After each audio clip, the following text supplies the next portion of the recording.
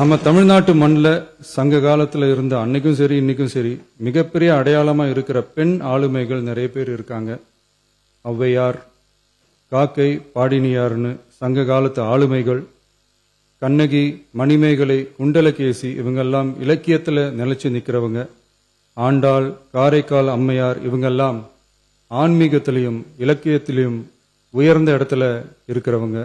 ராணி வேலு நாச்சியார், குயிலி, அம்புஜம் அம்மாள், ருக்மணி லட்சுமிபதி அம்மாள், doctor Muthulakshmi Reddy அஞ்சலை அம்மாள், மக்கள் சேவகர் அஞ்சலை அம்மாள்னு நம்ம நாட்டோட விடுதலை போராட்டத்தில் கலந்துகிட்டவங்க.